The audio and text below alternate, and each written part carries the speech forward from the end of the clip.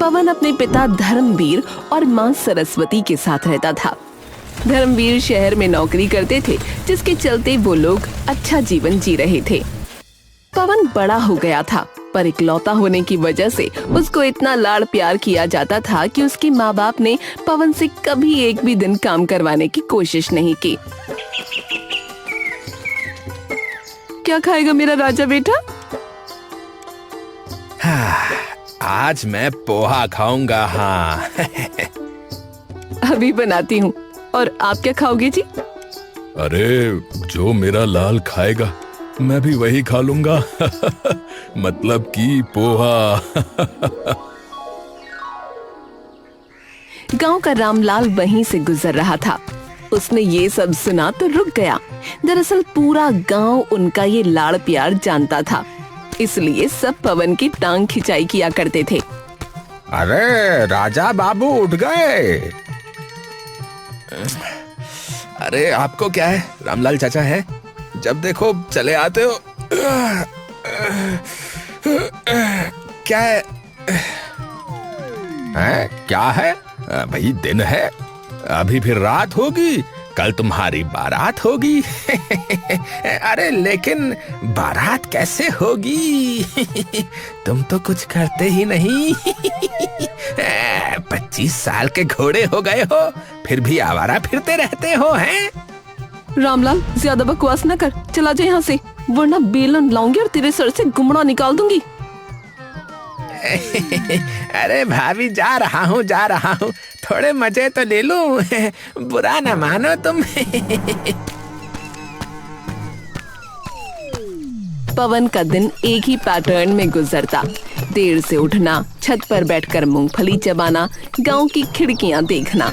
इसके अलावा वो अपने पड़ोसी बेचारे मुन्ना का मजाक उड़ाता रहता था, क्योंकि वो एक मछुआरा था जो कभी कभी कोई मछली पकड़ नहीं पाता था। क्या हुआ मुन्ना भैया, फिर कोई मछली हाथ नहीं आई क्या? अब वो कहावत तो सुनी होगी कि नंगा नहाएगा क्या और निचोड़ेगा क्या। मुझे देखो, मुझे ऐश करता हूँ घर पे, ऐश। खाओ पियो और मौज करो, मौज, यही तो है जिंदगी। आज ज्यादा मजाक न बनाओ पवन। हाँ, कहीं एक दिन तुम भी मजाक बनकर ना रह जाओ, बता रहा हूँ। खुद तो कुछ करते नहीं हो और बस सलाह देने चले आते हो यहाँ पे, हैं? अरे कर लो जितने दिन करनी है ये आवारागर्दी। बाप के सिर पर बैठ के ऐश कर रहे हो, हैं? अरे जाओ जाओ, ज्ञान न दो, जाओ जाओ।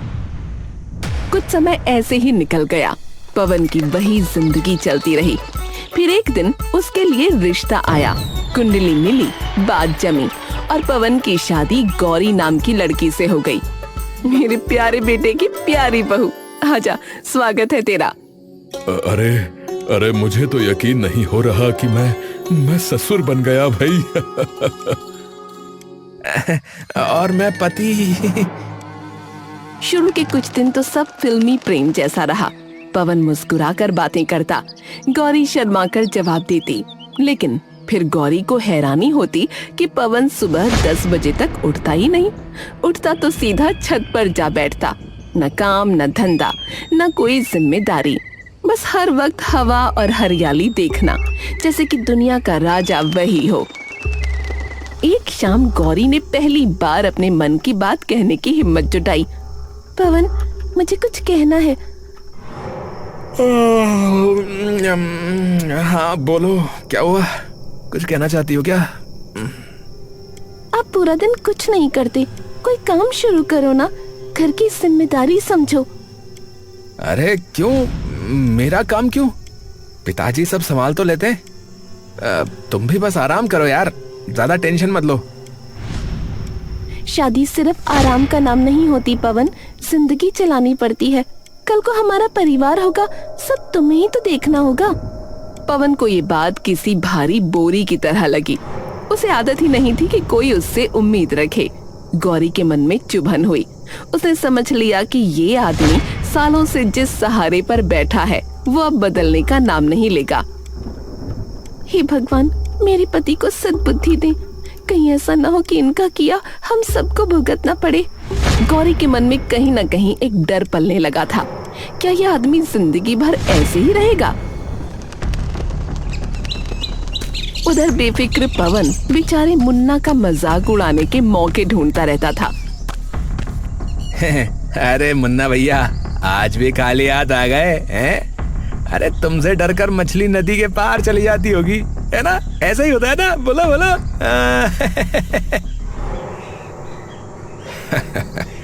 अरे बहुत बोलते हो तुम पवन। अरे अब शादी भी कर ली। अरे कुछ तो जिम्मेदार बनो भैया, हैं? मैं तो जो है जैसे तैसे गुजारा कर लेता हूं, लेकिन तुम्हारा कल को भैया राम जाने भाई। हाँ अरे भाई ऐसा है, सुनो, मैं तो मौज कर रहा हूं, मौज, समझे? अब तुम जो है ना वो बस अपनी सोचो भाई, ठीक है? मेरी तो जो है ना मजे से कट रही है। वो रामलाल क्या कहता था कि शादी नहीं होगी, अब देखो हो गई शादी। हाँ शादी हो गई, बहुत अच्छी बात है, सब सही चल रहा है, मौज में हो। लेकिन वक्त आने दो भैया, एक एक बात का बदला लूंगा तुमसे। हाँ इसी बीच एक दिन सुबह सुबह धर्मवीर को तेज सीने में दर्द उठा। घर में अफरा तफरी मच गई। गौरी पानी लाई, सरस्वती रोने लगी, पवन घबराकर चक्कर काटने लगा। दोपहर होते होते धर्मवीर ने आखिरी सांस ले ली। हे भगवान, तुम हमें छोड़कर क्यों चले गए? आए मैं तो मर जाऊंगी। हे भगवान, ये क्या हो गया? ससुर जी, ससुर जी। पिताजी, पिताजी, पिताजी, पिताजी उठिए ना पिताजी। माँ, पिताजी को उठाओ ना माँ। माँ ये क्या हो गया माँ? पूरा गांव उस दिन मातम मना रहा था, क्योंकि धर्मवीर वाकई एक अच्छा इंसान था। पर सबसे बड़ा झटका पवन को लगा, जिस इंसान ने उसकी हर कमी ढक रखी थी।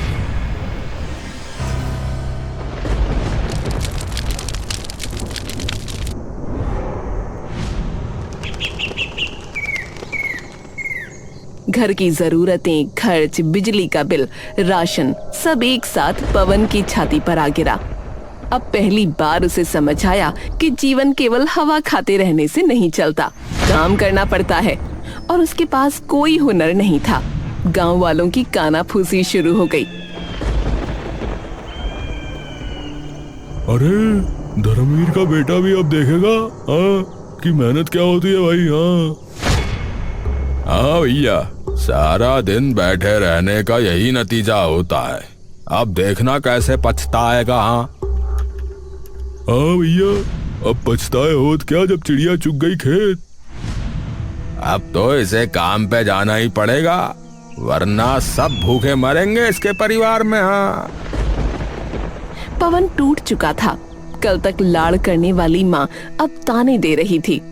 तूने तो कुछ सीखा नहीं, अब घर कैसे चलेगा? तुम कोशिश तो करो पवन, कुछ न कुछ होगा। मेरे बस का कुछ नहीं है गौरी, मेरे बस का कुछ नहीं है। मैं क्या करूं गौरी, क्या करूं? कुछ सीखा होता तो ये दिन न देखना पड़ता। इनका कमाया पैसा कब तक चलेगा? इसी बीच उसका पड़ोसी मुन्ना आ पहुंचा। पवन, तुम मेरे साथ चलो, मछली पकड़ना सीख लो भैया, मैं सब सिखा दूंगा। चलो चलो, मैं हूं ना, चलो। हाँ सच कह रहे हो भैया? हाँ हाँ, तुम अकेले कैसे संभालोगे? चलो तुम मेरे साथ चलो। पड़ोसी होने के नाते मैं तुम्हें दुख में नहीं देख सकता भाई। पवन डर और उम्मीद के बीच खड़ा था। आखिर उसने सोचा, चलो कोशिश करते हैं। देखो देखो, ऐसे जाल पकड़ते हैं, अच्छा, और फिर जो है ऐसे करके फेंकते हैं। ये देखो, ऐसे। अच्छा, चलो अब मैं करता हूँ भाई। अरे ये तो बड़ा भारी है भाई। हाँ हाँ, अरे कोशिश करो भाई, कोशिश करने से आदत हो जाएगी। शुरू में लगेगा भारी, पर बाद में सब आदत हो जाएगी। हर रोज पवन घंटों खड़ा रहता, जाल फेंकता, जाल खींचता, लेकिन जाल में आती सिर्फ हवा। कभी कभी एक आध टूटी चप्पल। गांव में उसकी खिल्ली उड़ने लगी। अरे देखो देखो, ये बड़ा मछुआरा बना फिर रहा है इधर उधर है, लेकिन आता कुछ नहीं इसके आता। अब आया ना मजा है, बड़ा आवारा बना घूमता था यहाँ पे है। अरे बाप के टुकड़ों पे पलने वालों का यही होता है। हाँ, पहले से मेहनत मजूरी की होती तो अभी तक बढ़िया कमा खा रहा होता, है कि नहीं? हे भगवान, मेरी मदद कर। माना कि मैंने बहुत आलस किया है, लेकिन कभी किसी का बुरा नहीं चाहा। पवन शाम को जब खाली हाथ घर लौटा तो घर के अंदर अंधेरा था और उस अंधेरे के बीच एक और भी काली चीज थी, भूख। रसोई में डिब्बे खाली थे और सरस्वती का चेहरा गुस्से और लाचारी से तमतमाया हुआ था। कुछ नहीं होगा इस लड़के से, सब खत्म कर दिया, सब बर्बाद हो गया। जिस दिन पैदा हुआ था उसी दिन तारा टूट गया था गांव का।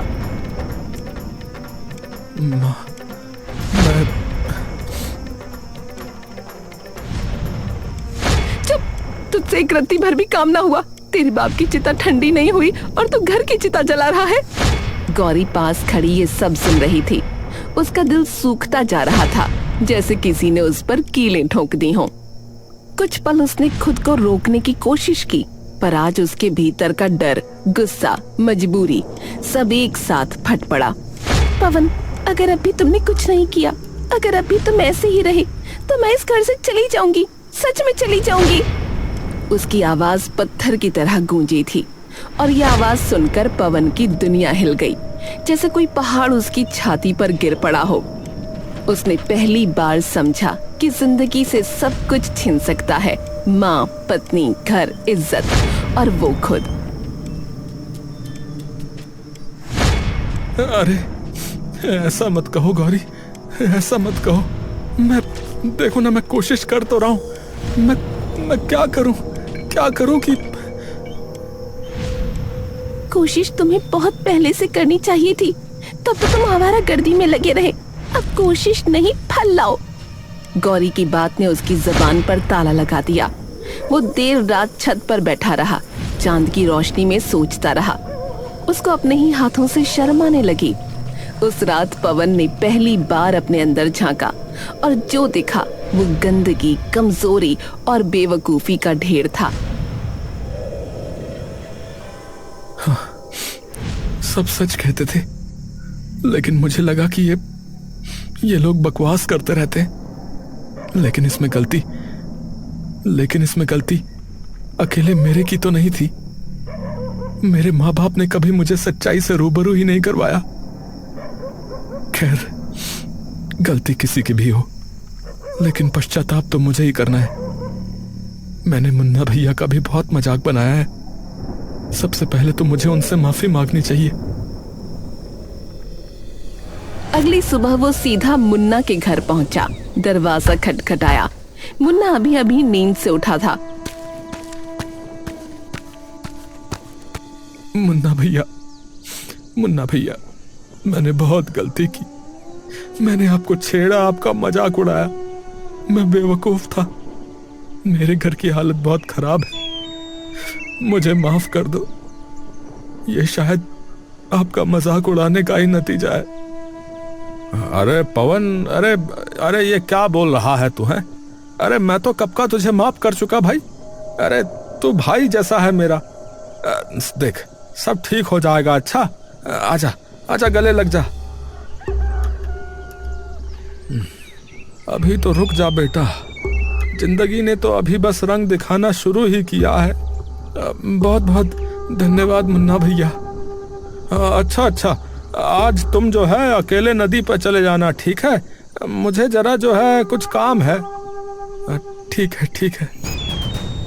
पवन अकेला नदी पर पहुंचा। पूरा दिन यूं ही निकल गया। एक मछली जाल में न आई। सूरज ढलने लगा था।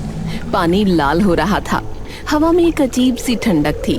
पवन जैसे किसी बेहोशी में जाल फेंकता रहा। उसके कंधे टूट चुके थे और मन उससे भी ज्यादा। पर इस बार अचानक जाल भारी हो गया, इतना भारी कि पवन घबरा गया। अरे अरे ये क्या है? इतना वजन! हे भगवान, कुछ तो है इसमें। वो जाल खींचता है और फिर एक सोने जैसी चमक आई और दिखा कि जाल में एक सुनहरी मछली है। पवन पहली बार खुश हुआ, पर अचानक मछली बोल पड़ी। पवन, मैं कोई आम मछली नहीं, बल्कि मत्स्य राज हूं। मुझे छोड़ दो, मैं तुम्हारी किस्मत बदल दूंगा। हाँ, ये मछली बोल कैसे रही है?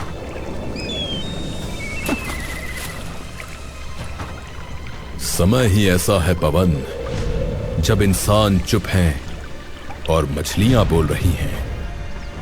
तुमने बहुत कुछ सहा है, मुझे आजाद कर दो, वरना देर हो जाएगी। पवन की आंखों से आंसू बह निकले। ये उसकी पहली मछली थी और वो भी बोलने वाली। घर की भूख उसकी गर्दन पकड़े थी, पर दिल ने कहा जाने दो और भगवान पर भरोसा रखो। पवन ने गहरी सांस ली और मछली को वापस पानी में छोड़ दिया। पानी एकदम से चांदी की तरह चमकने लगा और पानी से एक दिव्य पुरुष बाहर निकले, वही मत्स्य राज अपने असली रूप में।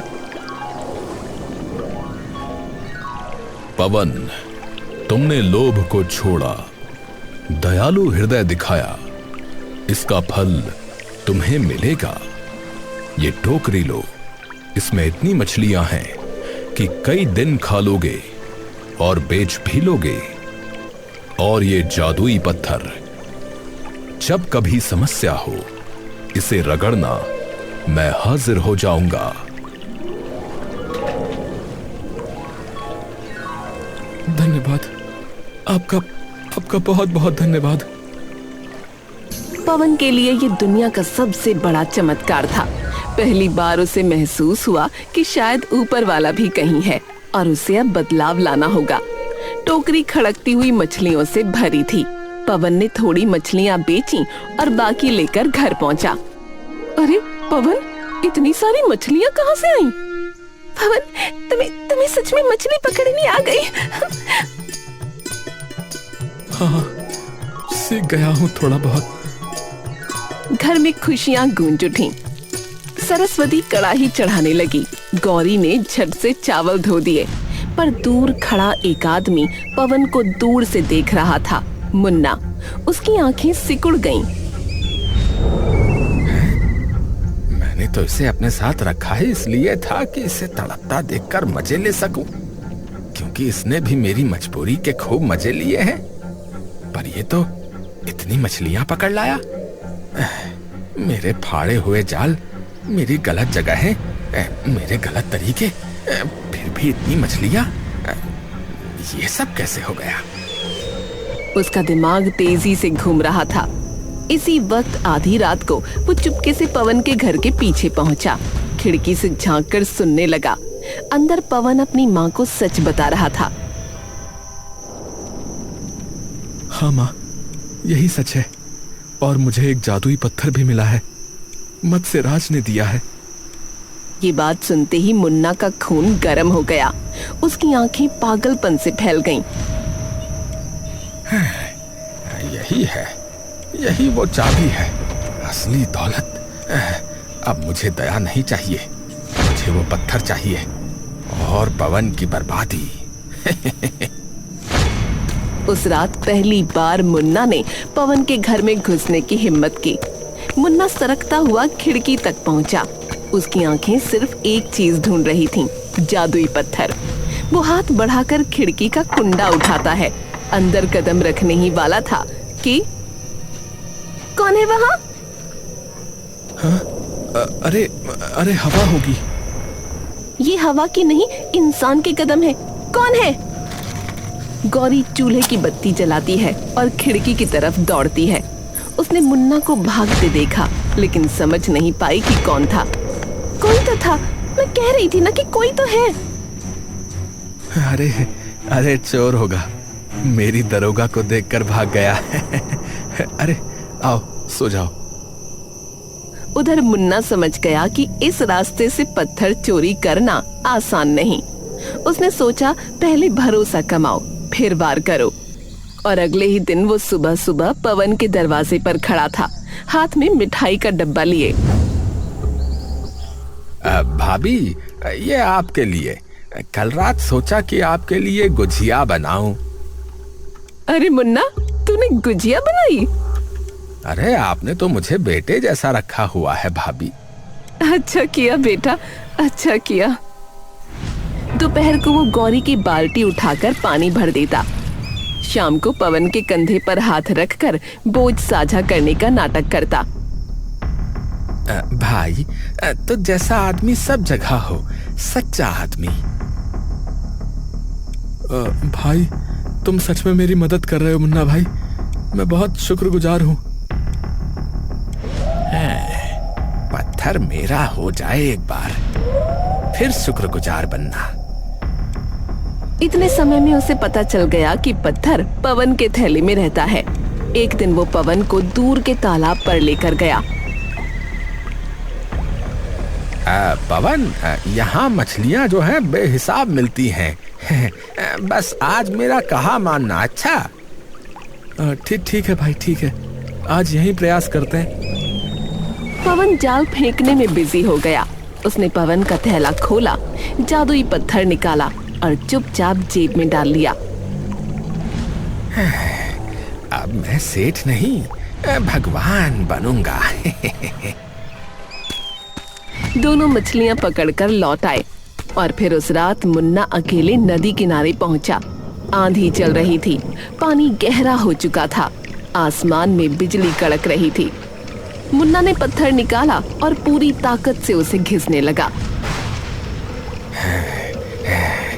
मछलियों के राजा, निकल आओ, मुझे धन दो, शक्ति दो, मैं इस गांव का राजा बनना चाहता हूँ। नदी उफान मार उठी और अचानक मत्स्यराज प्रकट हुए, पर इस बार उनका चेहरा कठोर था, गुस्से से भरा।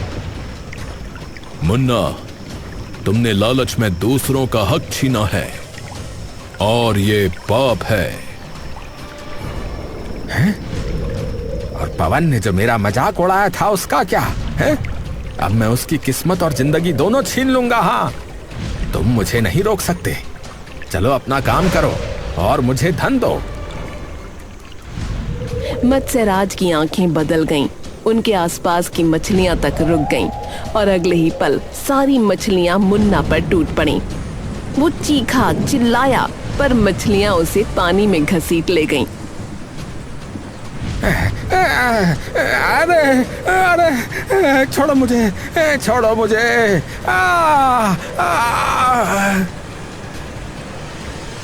उसके पैर पंखों में बदलने लगे, उसकी चमड़ी चमकदार परतों में फटने लगी। वो एक भयानक रूप बनता गया, आधा आदमी आधा मछली। और फिर नदी ने उसे अपने भीतर निगल लिया। सब शांत हो गया। अगली सुबह पवन नदी पर पहुंचा तो मत्स्यराज उसके सामने आ खड़े हुए। अच्छा हुआ आप यहाँ पर हैं, मुझसे वो पत्थर खो गया। मत्स्यराज ने उसे मुन्ना के बारे में पूरी बात बताई और कहा, पवन, तुमने दया दिखाई थी और दया का फल कभी व्यर्थ नहीं जाता।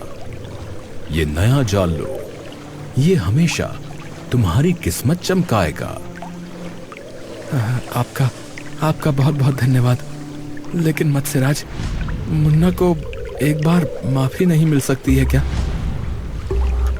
उसका घमंड और लालच चरम पर था पवन, इसीलिए उसे उसका फल मिल गया। पवन ने जाल ले लिया। उस दिन से वो रोज नदी जाता। बेटा, तू सच में बड़ा हो गया है, मुझे तुम पर गर्व है पवन। गांव के लोग भी उसे इज्जत से बुलाने लगे। अरे पवन, अरे अरे भाई, आज कितनी मछलियां मिली तुम्हें हैं? हाँ, अरे बहुत सारी चाचा। पवन भैया, हमें भी जाल चलाना सिखाओ। हाँ हाँ, क्यों नहीं क्यों नहीं। पर एक शाम बच्चे नदी किनारे खेल रहे थे। अचानक उन्होंने पानी में कुछ हरकत देखी। पानी फटकर अलग हुआ और उसमें से एक डरावना पर दर्द भरा चेहरा निकला। वो आधा मानव आधा मछली था। उसका चेहरा मुन्ना का, पर आंखें किसी खोए हुए जानवर जैसी थीं। उसने बच्चों को देखकर धीरे से कहा, लालच कभी न करना, क्योंकि लालच का जाल किसी को नहीं छोड़ता। बच्चे चीखते हुए भागे और उस दिन से उसे कई बार देखा गया। वो लालच करने के परिणाम की एक मिसाल बनकर रह गया। मुन्ना आधा मछली और आधा इंसान बनकर अब भी शायद अपनी मौत की भीख मांग रहा हो।